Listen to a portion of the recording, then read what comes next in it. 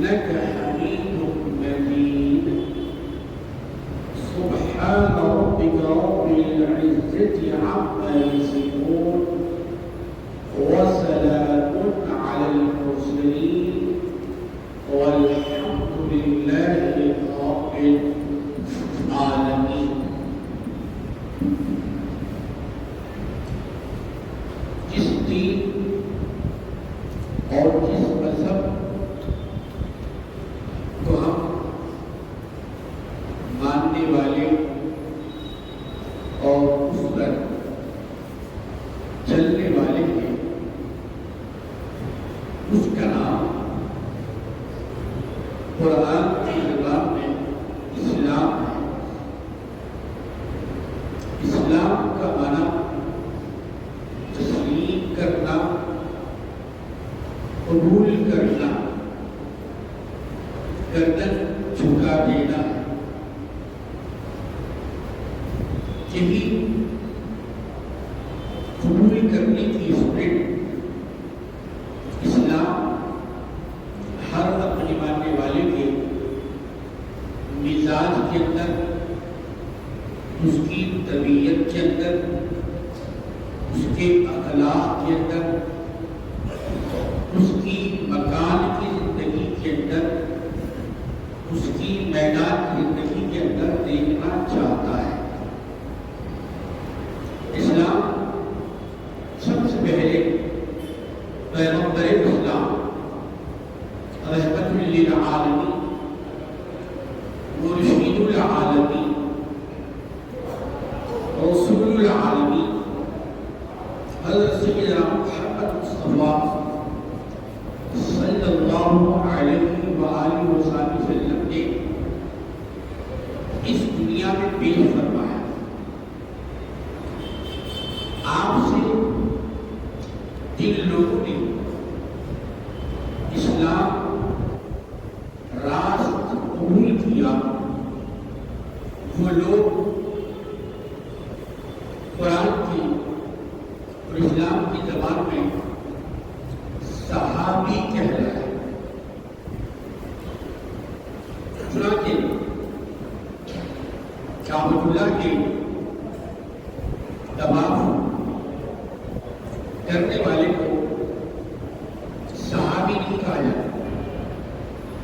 قرآن مجید کے تلاوت کرنے والے کو صحابی نہیں کہا جاتا. جس نے پیغمبر پاک صلی اللہ علیہ وسلم سے راز اسلام حاصل کیا،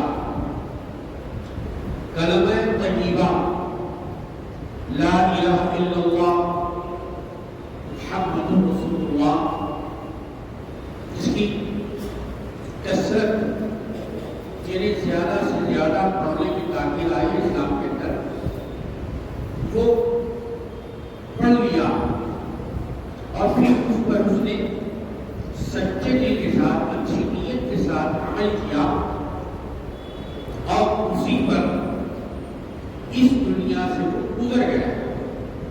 یعنی اس کا خاتمہ بالخیر ہوا. وہ مقدس لوگ صحابی کہلائے. پھر ان لوگوں نے جن کو اسلام کی دولت ملی تھی اپنے پاس رکھ لینی نہیں تھی. جیسے کہ دولت آتی ہے تو اپنے پاس رکھنے کا حکم نہیں بلکہ اس کو تقسیم کرنے کا حکم. اسے اپنے ماں باپ پر خرچ کریں، سب سے بہترین شکل ہے یہ اپنی دولت روپیہ اور پیسہ خرچ کریں. اپنے بھائی، اپنی بہنیں، اپنے رشتے دار، اپنے قرابتدار، اپنے اعزا، اپنے اقربا، پھر اس کے بعد گھر کے باہر والے جن میں یتیم ہے، یسیر ہے، مفلس ہے، لاچار ہے، بے سہارا ہے، جن کو کوئی پوچھنے والا نہیں ہوتا، جن کی کوئی خبر گیری کرنے والا نہیں ہوتا اور جو اپنی اس حالت سے فقیر کہلاتے مسکین کہلاتے ان کے پاس کھانے کو کھانا نہیں ہوتا، تو یہ جو نعمت اللہ نے دولت کی شکل میں آپ کو دی ہے، اسلام یہ کہتا ہے کہ اس نعمت کو اپنے ہاتھوں میں دبا کے مت رکھو۔ اللہ نے تم کو دیا ہے، تم دوسروں کو دو۔ اللہ نے تم کو عطا کیا ہے، تم دوسروں کو عطا کرو۔ جب یہ ظاہری دولت روپیہ اور پیسہ اپنے پاس رکھا نہیں جا سکتا، تقسیم کرنا ضروری ہے، اس کو بانٹنا ضروری ہے، تو پھر اسلام کی اور ایمان کی دولت کو کیسے اپنے پاس رکھا جا سکتا تھا؟ چنانچہ پیغمبر پاک صلی اللہ علیہ وسلم کے وصال پاک کے بعد، یعنی آپ کی اس دنیا سے پردہ فرمانے کے بعد، دین کو پھیلانے کی ذمہ داری، دین کو باقی رکھنے کی ذمہ داری ان لوگوں پر آئی جنہوں نے پیغمبر پاک سے راست استفادہ کیا، جو صحابی کہلاتے۔ صحابہ مکے کے اندر، مدینہ شریف کے اندر جہاں جہاں بھی اسلام کی تعلیمات نہیں پھیلی تھی، انہوں نے سفر کیا، مشقتیں اٹھائیں، مصیبتیں اٹھائیں، بھوکے رہے، پیاسے رہے، پیدل سفر کیا، سواریوں پر سفر کیا، اور ان لوگوں تک اسلام کی تعلیمات کو پہنچایا جن لوگوں تک کلمہ نہیں پہنچا تھا۔ مطلب یہ ہوا کہ مسلمان ہونے کی حیثیت سے یہ ذمہ داری مسلمانوں پر عائد ہوتی ہے کہ جن دنیا کے لوگوں تک اسلام کی دعوت نہیں پہنچی ہے، اسلام کا کلمہ نہیں پہنچا ہے، بہت ہی ادب کے ساتھ، بہت ہی قاعدے کے ساتھ، بہت ہی سنجیدگی کے ساتھ، بہت ہی علم کے ساتھ اس اسلام کی دولت کو دوسروں کو پہنچایا۔ پیغمبر علیہ السلام کے بعد جس طبقے نے اسلام کی دعوت کے لوگوں کو پہنچایا وہ اصحاب رسول صلی اللہ علیہ وسلم۔ پھر انہوں نے اس اسلام کی تعلیمات کو جن لوگوں تک پہنچایا، چونکہ انہوں نے راست پیغمبر کا مشاہدہ نہیں کیا تھا، پیغمبر سے ملاقات نہیں کی تھی، لیکن پیغمبر سے جن کی ملاقات ہوئی تھی ان سے ان کی ملاقات ہوئی، اس لیے ان کو بھی ایک ٹائٹل دیا گیا، ان کو بھی ایک لقب دیا گیا۔ جیسے پیغمبر کے دیکھنے والوں کو صحابی کہا گیا، ویسے صحابی کے دیکھنے والوں کو صحابی کو نہیں تابعین کہا گیا، جنہوں نے اگرچہ کہ راز پیغمبر علیہ السلام سے ملاقات نہیں کی، آپ کی مجلس نہیں بیٹھے، آپ کے ساتھ ان کا چلنا پھرنا نہیں ہوا، آپ کو دیکھنے کا شرف ان کو نہیں ملا، مگر چونکہ انہوں نے دیکھنے والوں کو دیکھا ہے کہ لہٰذا ان کی بھی ایک الگ پہچان ہونی چاہیے، تاکہ معلوم ہو کہ انہوں نے پیغمبر کو نہیں دیکھا لیکن پیغمبر کے دیکھنے والوں کو دیکھا۔ تو تابع کہتے ہیں پیچھے آنے والے،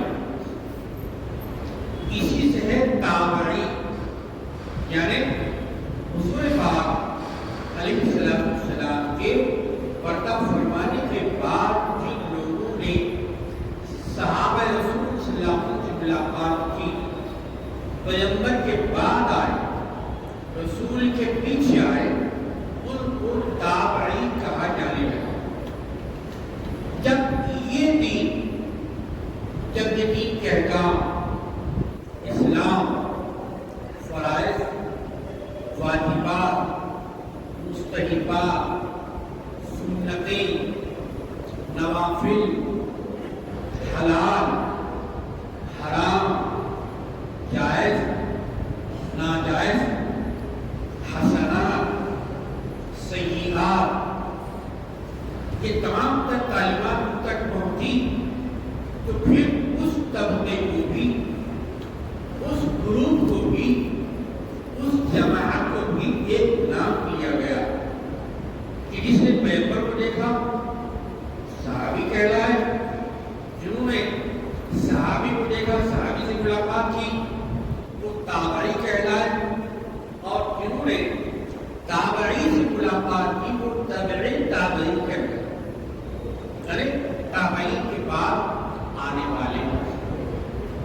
ایسے ہی لوگوں میں بہت سارے لوگ تاریخ اسلام پڑھنے کا اگر آپ کو اور ہم کو زندگی میں موقع ملتا ہے، یقین اسی زندگی میں پڑھنا ہے، قیامت میں جا کے میدان محشر میں ٹھہر کر یہ حالت پڑھنے کو ہمارے پاس نہیں رہے گا۔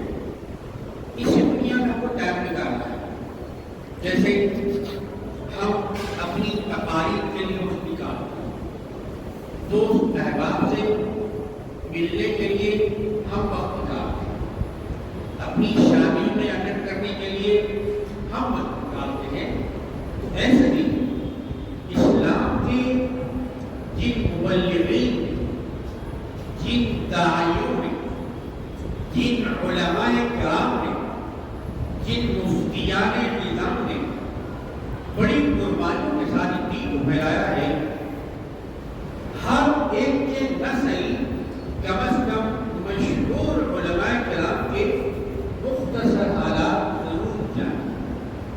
انہیں کے اندر ایک بہت تاریخی نام، بہت اونچا نام ہے، وہ نام ہے امام اعظم ابو حنیفہ النعمان بن ثابت کوفی رحمۃ اللہ علیہ۔ سن 7 ہجری میں کوفہ میں پیدا ہوا، وہی کوفہ جہاں سے خط لکھ لکھ کر لوگوں نے نواسہ رسول اللہ امام حسین علی جدہ و ابیہ علیہ السلام والسلام کو بلایا تھا، لیکن بلانے کے بعد اپنا وعدہ پورا نہیں کیا، مدد نہیں کی، بلکہ دشمنوں کے حوالے کر کے وہ خود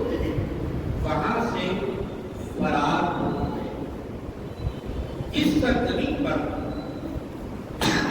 ایسے لوگ پیدا ہوئے، وہیں پر اللہ نے امام اعظم ابو حنیفہ رحمۃ اللہ علیہ جیسی شخصیت پیدا کرنا۔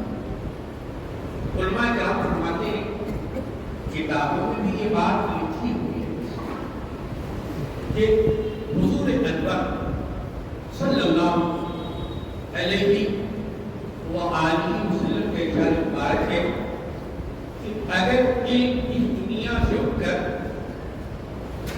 اس ستارے تک چلا جائے جس کا نام سریا ہوتا ہے، یہ بہت بلندی پر ہوتا ہے، بہت اونچائی پر ہوتا ہے، اگر وہاں تک بھی یہ علم پہنچ جائے تو میری امت میں ایک شخص ایسا ہوگا کہ اس علم کو اس سریا ستارے سے کھینچ کر زمین پر لائے، مطلب بڑی محنت کے ساتھ، بڑی جستجو کے ساتھ، بڑی مشقت کے ساتھ علم سیکھے گا اور دوسروں کو سکھائے گا، خود بھی فائدہ اٹھائے گا، دوسروں کو فائدہ دے گا۔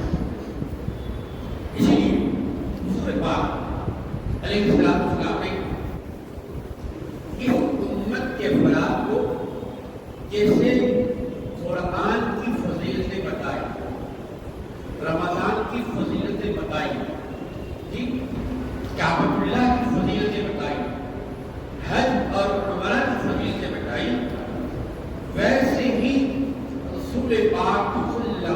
نے اس امت کے علماء کی فضیلتیں بھی بتائی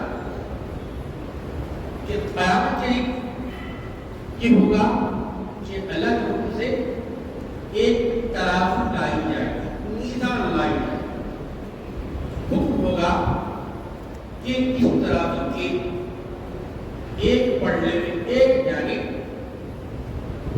ان شہیدوں کا خون جمع کیا جائے جو دنیا میں انہوں نے اللہ کی راہ میں قربان کیا تھا۔ اب قیامت قائم ہونے کے بعد وہ خون کیسا جمع کیا جائے گا ہم کو نہیں پتا، لیکن چونکہ پیغمبر کا کہا ہے، ساری دنیا کا کہا غلط ہو سکتا ہے لیکن پیغمبر کا کہا صرف صحیح ہو سکتا ہے۔ خون بہرحال غلط کیا جائے گا، جمع کیا جائے گا، اللہ کے حکم سے اس خون کو ترازو پر پڑنے میں رکھا جائے گا۔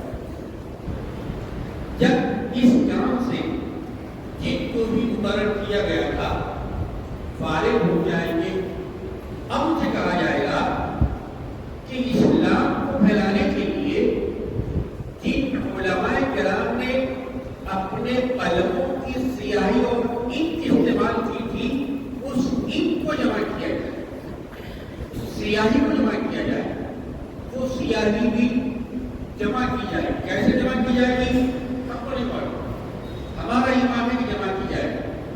جب وہ سیاہی جمع کر دی جائے گی ترازو کے دوسرے پڑھنے میں رکھ دی جائے گی، اب کہا جائے گا کہ شہیدوں کے خون کو اور علماء کی سیاہی کو دونوں کو وزن کیا جائے۔ جب وزن کیا جائے گا معاملہ تو قیامت کا ہے، اب یہ ہوا نہیں، ہونے والا ہے۔ قیامت کب آئے گی یہ بھی ہم کو نہیں معلوم، کب بولا جائے گا یہ بھی ہم کو نہیں معلوم، لیکن اتنا ضرور معلوم ہے کہ یہ عمل ہوگا۔ جب دونوں کو تولا جائے گا دیکھا جائے گا کہ وہ ترازو کا پلٹا بھاری ہو جائے گا، ایک جانب جھک جائے گا جس میں علماء کرام کے قلموں کی سیاہی کو رکھا گیا۔ یہ مرتبہ ہے سرکار محمد صلی اللہ علیہ وسلم کے علماء کی امت کے قلموں کی سیاہی کا۔ جب ان کے قلموں کی انک کا یہ عالم ہے، شہیدوں کے خون پہ بھاری ہو رہی ہے، تو ان کا قلم کتنا فضیلت والا ہوگا۔ خود وہ علماء کتنے فضیلت والے ہوئے۔ ایسی علماء کے اندر حضرت سیدنا امام اعظم ابو حنیفہ النعمان بن ثابت کوفی رحمۃ اللہ علیہ کا شمار، جنہوں نے سب سے پہلے بڑی محنت کے ساتھ، بڑی مشقت کے ساتھ علم کا صحیح جو ہے حاصل کرنے کا ذریعہ اپنے سے بڑے علماء کی خدمت میں حاضر ہوئے اور ان کی خدمت میں بڑے ادب کے ساتھ اور بڑے تسلیمی مزاج کے ساتھ اپنے آپ کو پیش کیا۔ علم حاصل کرنے کے بعد الحمدللہ وہ خود اس مرتبے پر پہنچ گئے کہ وہ امام نہیں بلکہ امام اعظم کہلائے۔ اللہ تعالیٰ نے کو جو موقع دیا تھا، اللہ تعالیٰ نے کو جو عقل دی تھی، انہوں نے اپنی سینس اور اپنی سائنس دونوں بھی انسانی مزاج کو سدھارنے کے لیے استعمال کیا۔ صرف اپنی معیشت کو، صرف اپنے گھر بنانے کو، صرف اپنے خاندان کو اوپر اٹھانے کو نہیں، بلکہ ساری دنیا کے انسانوں کو اوپر اٹھانے کی انہوں نے کوشش کی۔ ان کا یہ بڑا کارنامہ ہے۔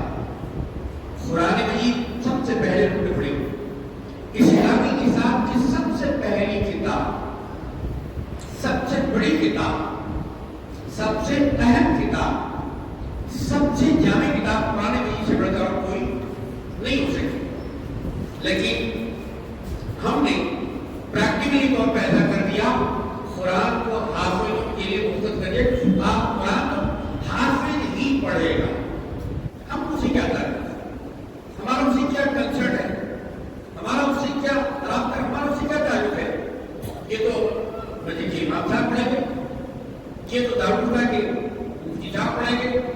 یا بیان کرنے والے بڑھانا پڑیں گے، یہ تصور سے نہیں۔ قرآن ہر اس شخص کے نام میں جو کہتا ہے کہ لا الہ الا اللہ محمد رسول اللہ، قرآنی نصاب، اسلامی نصاب، اسلامی سلیبس جو سب سے پہلی بنیادی کتاب وہ قرآن ہے۔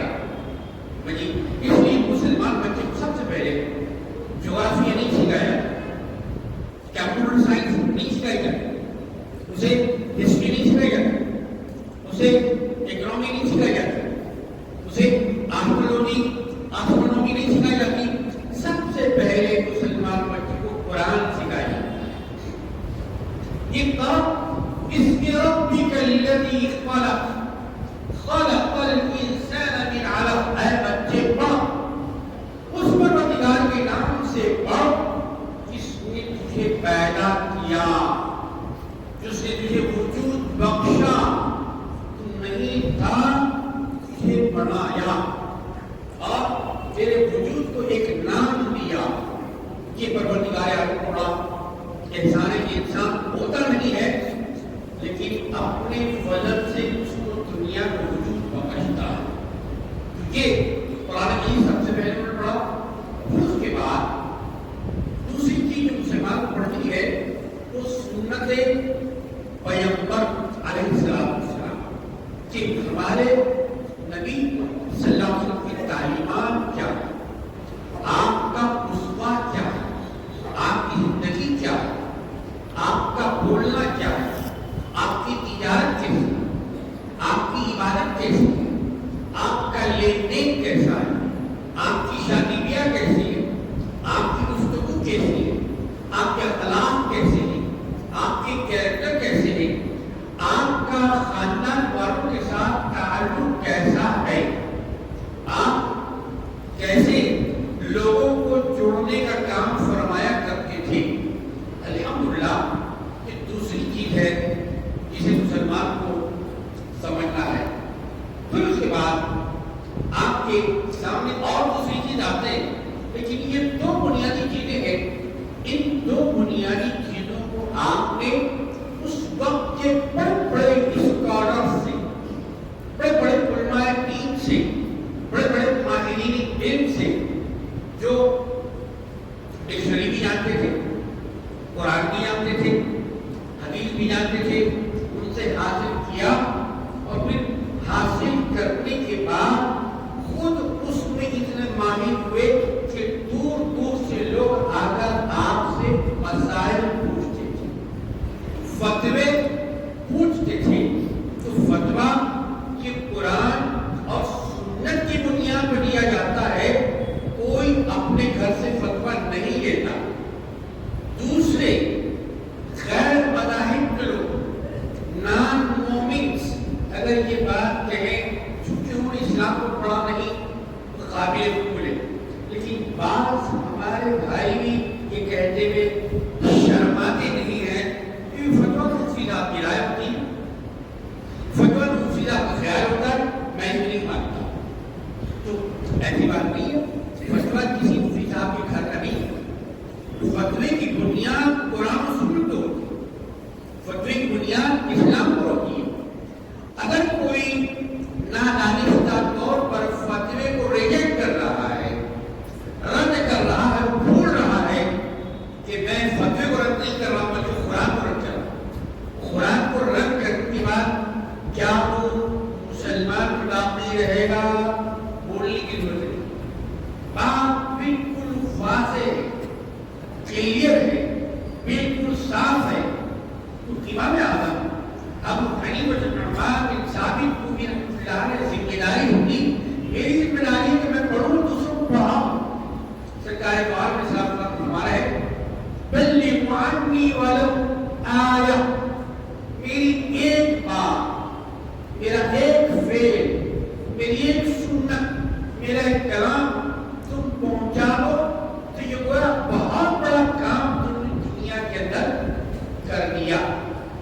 سیدنا علی مرتضی رضی اللہ عنہ چونکہ خلیفہ ہیں، سرکار کے داماد ایک باب العلم ہے، بڑی فضیلت اللہ نے آپ کو عطا فرمائی تھی۔ آپ فرماتے جو کوئی مجھے ایک علم کی بات بتاتا ہے تو میں اس کا غلام ہو جاؤں گا، میں اس کی سربراہی کو قبول کر لوں گا. یہ بات ہے علم کی. اسی علم کے حامل سے امام اعظم ابو حنیفہ بن نعمان بن سعد کوفی رحمۃ اللہ علیہ اس وقت آج سے 1200 سال پہلے آپ نے قرآن اور سنت نبوی صلی اللہ علیہ وسلم کو سامنے رکھ کر 90,000 مسائل آپ نے پیش کیے مسلمانوں کو جو آنے والے تھے.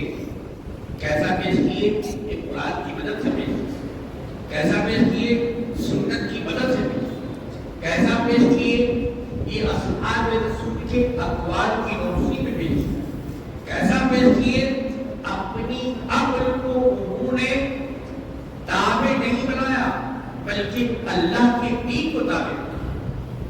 اللہ کی جو نورانیت علم تھی اس کو آپ نے تابع بنا کر کے مسائل پیش کیے. چنانچہ اس وقت کے بڑے بڑے علماء، بڑے بڑے اسکالرز، بڑے بڑے ماہرین علم و فن جب امام اعظم ابو حنیفہ بن نعمان بن سعد کوفی رحمۃ اللہ علیہ سے ملاقات کرتے اور ان کے علم کو دیکھتے تو یہ کہتے کہ بھائی آپ کے علم کو دیکھ کر یہ لگتا ہے کہ اللہ نے آدھی دنیا کے لوگوں کو جو عقل دی ہے وہ اکیلے ابو حنیفہ میں لے گی. الحمدللہ یہ اللہ تبارک تعالیٰ کا آپ پر بڑا فضل تھا، کرم تھا.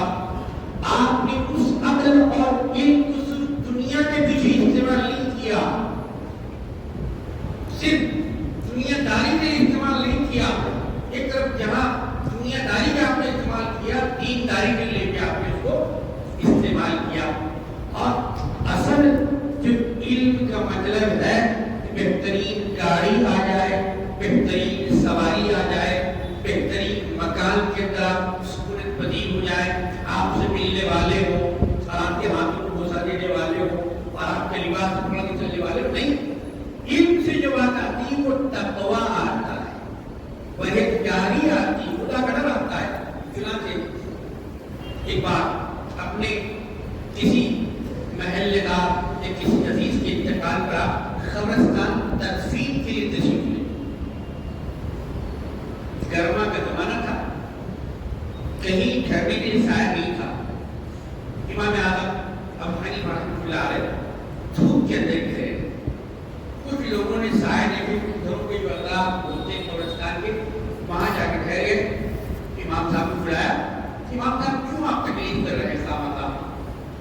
گرمی میں آپ تب رہے، اس مکان کے سائے میں آ جائیے، یہاں پر ٹھنڈی چھاؤں ہے. امام اعظم نہیں ہے. جب تدفین ختم ہو گئی لوگوں نے پوچھا کہ صاحب آپ نے ہماری دعوت کو قبول نہیں کیا اور آپ اس مکان کے سائے میں نہیں آئے. میں نہیں آیا. کیوں نہیں آیا؟ کہا میں اس لیے اس مکان کے سائے میں نہیں آیا کہ اس آدمی نے مجھ سے قرضہ لیا ہوا ہے، کہیں ایسا نہ ہو جائے کہ اس کے مکان کے سائے کے اندر ٹھہر جاؤ تو وہ سایہ کہیں سود نہ بن جائے. اللہ، یہ تقویٰ کی پرہیزگاری علم سے پیدا ہو.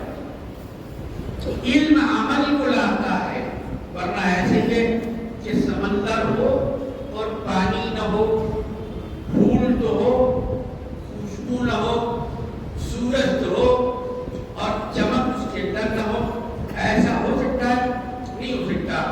عالم ہو اس کے اندر تقویٰ نہ ہو، ایسے نہیں. عالم ہو اس کے اندر پرہیزگاری نہ ہو، جب وہ خود نہیں ڈرے گا دوسروں کو کیا ڈرائے. اسی لیے قرآن پاک کے اندر، کتاب اللہ کے اندر جس کو ہم پڑھتے ہیں، اور جب قسم کا وقت آتا ہے تو سر پہ ہم اٹھاتے ہیں، جھگڑے میں اس باتوں بناتے ہیں، اس قرآن پاک کے اندر ہے انما یخشی اللہ من عباده العلماء.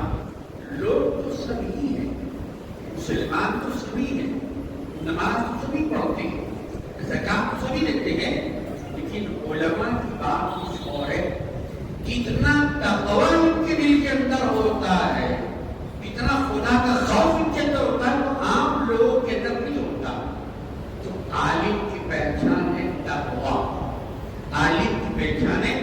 بریل جاری یہی امام اعظم ابو حنیفہ رحمۃ اللہ تعالیٰ علیہ والے صاحب مسئلہ لے کے آئے کہ صاحب ایک شوہر نے مسلمان شوہر نے اپنی بیوی سے کہا اگر اپنے باپ کے گھر جائے اس میں طلاق. لوگ کیسی کسی طرح سے لیتے اپنی بیویوں کو پڑے نہیں ہوئی حالات آپ کو اخبارات میں ٹی وی پڑھنے کو ملتے ہیں. وہ کو بتانے کا وقت نہیں ہے. بہرحال جس آدمی نے جس شوہر نے اپنی بیوی کو کہا تھا اس بیوی کے والد کا انتقال ہو گیا. اب باپ کی موتا میں بیٹی نہ جائے ایسا تو ہی نہیں سکتا تھا کہ صاحب جناب شوہر نے ایسا کہا آپ کے گھر اگر جائے تو طلاق ہے. اب اس کے باپ کا انتقال ہو گیا. اب یہ اپنے باپ کے گھر جانا چاہتی ہے. مفتی صاحب آپ کا کیا خیال ہے؟ شوہر نے پہلی دن کی طلاق ہو جائے جیسے ہی اپنے باپ کے گھر میں جائے گی اس پر طلاق واقع ہو جائے. دوسرے عالم صاحب کے پاس گئے کہا کہ مولانا دیکھیں ایسی عجیب بڑی اس پر طلاق آ گئی ہے کچھ آپ مسئلے حل نکالیے کہ اپنے گھر جانا چاہتی ہے. نہیں صاحب کوئی مسئلے حل نہیں ہے. جیسے ہی یہ لڑکی اپنے باپ کے گھر جائے گی اس میں طلاق ہے. تیسرے مفتی صاحب بات میں وہی جواب ملا کہ طلاق واقع ہو جائے گی. چوتھے کے بعد میں پانچویں کے بعد 10 کے بعد میں سب نے کہا کہ صاحب طلاق واقع ہو جائے گی. چونکہ شوہر نے شرط رکھی ہے باپ کے گھر جیسے ہی جائے گی طلاق. سب مل کر گئے امام اعظم ابو حنیفہ رحمۃ اللہ علیہ. صاحب بڑا ہی وہی مسئلہ آ گیا. آپ لوگ چونکہ نائبین انبیاء ہیں خلفاء انبیاء ہیں آپ بہترین رہنمائی کر سکتے ہیں. بتائیے کہ اس آدمی نے اپنی بیوی کو کہا اگر باپ کے گھر جائے طلاق ہو جائے گی. اب اس عورت کے باپ کا انتقال ہو جائے کہ جانا چاہتی ہے رو رہی ہے تڑپ رہی ہے بلک رہی ہے چچک رہی ہے. سب عالموں نے جواب دیا اگر یہ جائے گی طلاق ہو جائے گی. جانتے ہیں امام اعظم نے کیا کہا؟ امام اعظم نے فرمایا کہ اپنے باپ کے گھر جا سکتی ہے کوئی رکاوٹ نہیں ہے طلاق واقع نہیں ہوگی. سب عالموں نے کہا کہ صاحب کیا کہہ رہے ہیں ہم نے قرآن کی روشنی میں کہا ہم نے سنت کی روشنی میں کہا ہم نے اس آدمی کے قول کی روشنی میں کہا طلاق واقع ہو جائے گی. امام اعظم ابو حنیفہ رحمۃ اللہ یاد دلایا کہ اس آدمی نے کیا کہا تھا؟ کہا کہ اس جو میری بیوی ہے اگر اپنے باپ کے گھر جائے گی طلاق جب اس کے باپ کا انتقال ہو گیا تو وہ گھر اب اس کا نہیں رہا سارے ورثہ کا ہو گیا سارے بیٹے اور بیٹیوں کا ہو گیا. جب اس کا گھر نہیں رہا تو یہ بالکل آرام سے اس گھر میں جا سکتی ہے اپنے باپ کی موتا میں شریک ہو سکتی ہے. پڑھتے سب ہیں لکھتے سب ہیں لیکن جو سمجھ قرآن و سنت سے ملتی ہے وہ اللہ تبارک و تعالیٰ کا خاص کیا ہوتا ہے. یہ ہے امام اعظم ابو حنیفہ النعمان جن کا مثال تو شعبان کو ہوا تو ہمیں بزرگوں کو یاد کرنا ہے ان کی زندگی پر چلنا ہے. اللہ تبارک و تعالیٰ اس ماہ مبارک کو آسان بنائے اور آنے والے رمضان کے لیے تیار کرنے کے لیے اللہ تبارک و تعالیٰ توفیق عطا فرمائے.